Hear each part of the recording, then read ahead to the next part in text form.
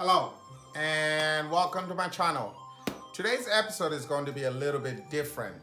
I'm still going to be talking about tennis, but as you can see, I'm in the office today. I'm not on a tennis court with any tennis racket. However, we are still going to be talking about tennis strategy in particular, based on this book, how much influence this book had on tennis strategy. Not just tennis, this is any sport that requires any kind of strategy. You'll notice that this book covers a lot of strategy, whether it's football, basketball, soccer, baseball, cricket, even marathon, like anything that requires any kind of strategy.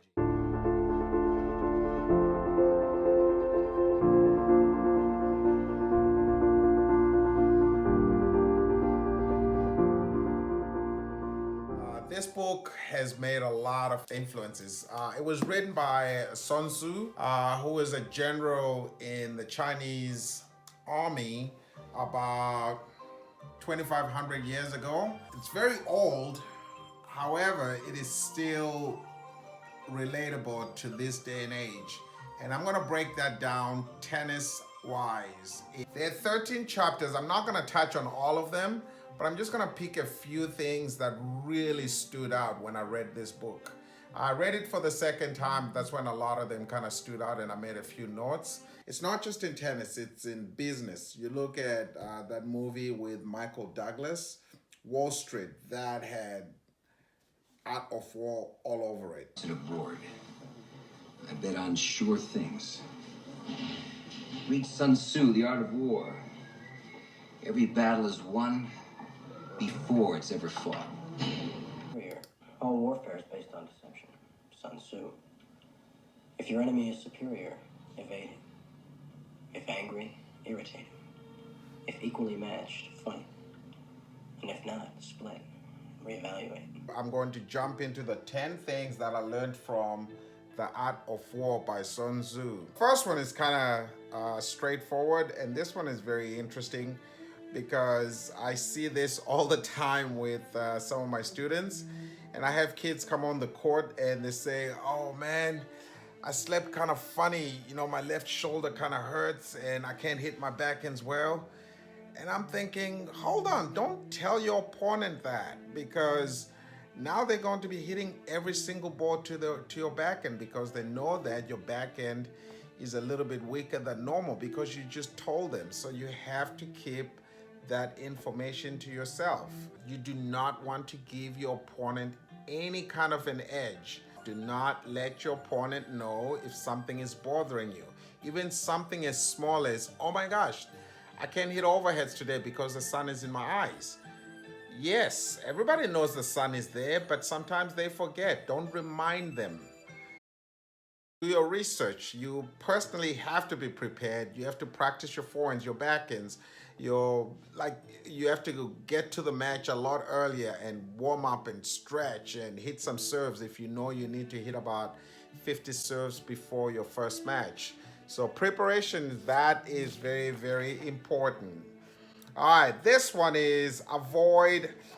This one is kind of straightforward. All of them are kind of straightforward, but I'm just giving tennis examples here.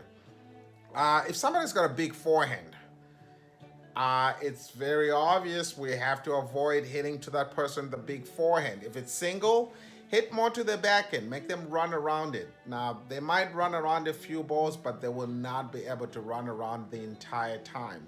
So on that one, hit to the weaker side. If it's doubles, hit to the other player. And if the other player is very strong on the other side as well, bring them forward. It's very rare that you play somebody who's got very good ground strokes and very good volleys. If that's the case, that's okay. You're losing to a better player. So that's okay. That's not a problem. All right. And then this one. Oh, this is one of my favorite. I talk about this a lot. And I didn't know where I got this from. Apparently, I got it from this book, and I didn't even realize I got it from this book. Now, you look at a musical note. There are only 5 musical notes, but if you combine them, you get thousands and thousands of different tunes. It's the same with taste. It's the same with colors. Once you get the concept, which is the formula, You only need 5. If you understand 5 things, there will be so many options how they can go around it.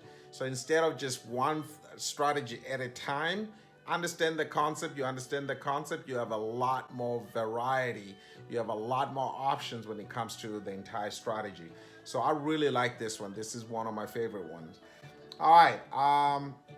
And this kind of spills onto the next one as well, which is, I say this quite often.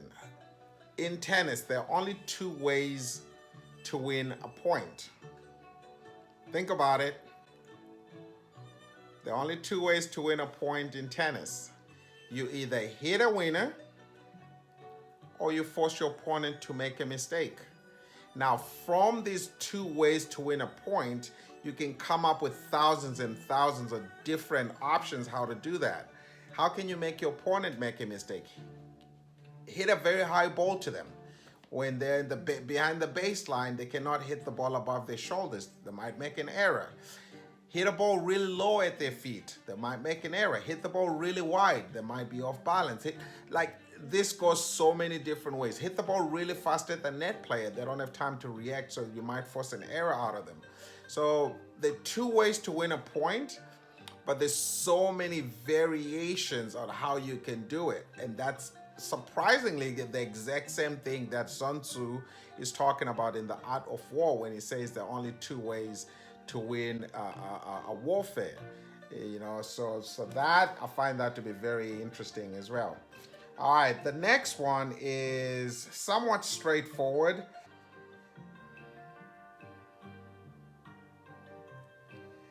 I talk about this one all the time, and again, I didn't know where I got this from, but I talk about this a lot. I didn't get it from a tennis book because I don't remember any book that specifically said that, but I must have gotten it from this book.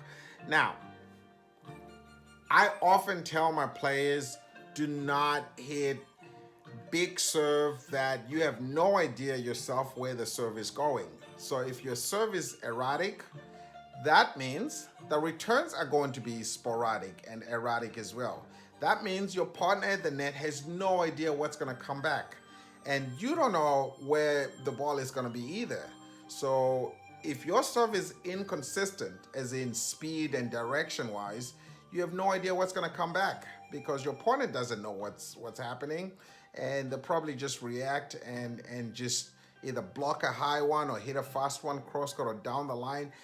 There's no way to predict what's going to happen if your serve is sporadic. Now, the thing to do, again, assuming that you're playing against people that are same level as you, the thing to do is throw in a second serve and see what happens. If you can predict exactly, you don't have to predict, if you know exactly where your serve is going, then we can predict where the return is going to come because you see some kind of a pattern. And then once you see some kind of a pattern, then you can use that to your advantage down the road. That works a lot better than somebody who's just hitting big serves, which barely go in. And when they go in, whatever is going to come back is sporadic. So you don't have some kind of an idea. So that's where that one comes in. Now, this one is very interesting. And I think Roger Federer is a master at this. Do not, in the Art of War, Sun Tzu talks about win honorably. Like, there's no need for you to insult or make fun of your enemies. Like, you have to win honorably. And if you beat another team, you have to still respect them and treat them like with humanity. In the Art of War, he's talking about if you take prisoners, you do not abuse them or torture them or any of that stuff. He talks about treat them with humanity and respect, and they'll fight for you. And in tennis, Roger Federer is a master at this.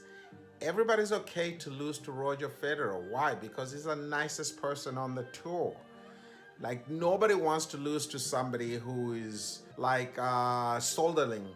You know, he used to do that to Nadal. In the Art of War, it's build a bridge. That's somewhat straightforward. It's like, give him a way out. Like, Roger Federer does that very well. He gives his opponent a way out. It's like, hey, you know what? there's nothing I could have done. I'm playing against Roger. He's playing really well. There's nothing I could have done with that. So he gives his opponents a way out. Oh, this one. I don't know how this one applies to tennis or real life. I'm not quite sure how I can. I don't know this one. I don't even know how it got there. So I guess you guys try to figure out how this applies to tennis. That I'll come back to it. This is a very tough one for me. I'll come back to this one. This one is straightforward. Do not repeat your tactics. If your opponents know what you do, it is very easy for people to beat you. You do not want to become a one-trick pony. A good example is Maria Sharapova. She had one strategy. Hit the ball as hard as you can from the baseline. That's it. No angles, no change of spin, no change of a trajectory. No, there literally was no strategy. On a day that she was good, she would win. She'd beat the best in the world. But that didn't happen often because you're playing against people that are professional players as well. You know, you hit the ball as hard as you can, people get used to that. And that's why I think she struggled. She really struggled towards the end, winning matches, because her strategy was very, very, very, very, very simple. She literally had one strategy. And if it was on, she'd win. And most of the time, she would not. It was not good enough to beat the top players in the world. So you have to change up your strategy.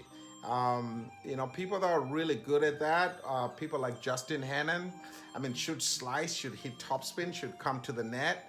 Amelie Marismo, she'll do the same thing. Should hit slices, should chip the ball, should come to the net. She should mix it up. I don't want to keep using Roger Federer as an example, but obviously Roger is perfect example for this. He never gives you the same thing. He plays different opponents differently. You know, sometimes he slices a lot. Sometimes he comes to the net. Sometimes he brings you to the net. Like, he mixes it up. So you always want to mix it up. So you want to have enough in your bag to mix things up. The last one is my favorite one. I had to leave this one for the last one. I talk about this all the time, whether it's singles or doubles. You have to know your game. You have to know yourself. And I know some of the ladies and some of the kids and some of the men that I work with, they get annoyed with me. After 15 minutes of being on the court, I always ask them, 1 out of 10, what are you right now? That is important because every strategy is based on how you are currently playing. You have to always be aware of what level you are. And if you're guessing what level you are, you're not going to employ the right strategy. You know, so you have to know your game very, very well. And once you know your game, now you invest all that time to get to know your opponent. And obviously, if you use one of the strategies earlier where you did enough research, that's really going to go a long way. So when you actually have the player on the court, it is so much easier. It is so much easier to try to figure out what this person does. And if you know yourself and you know your opponent, until next time, I'll see you guys later. Cheers for now, and I'll see you on the tennis court next time. All right. Ta-ta. Peace.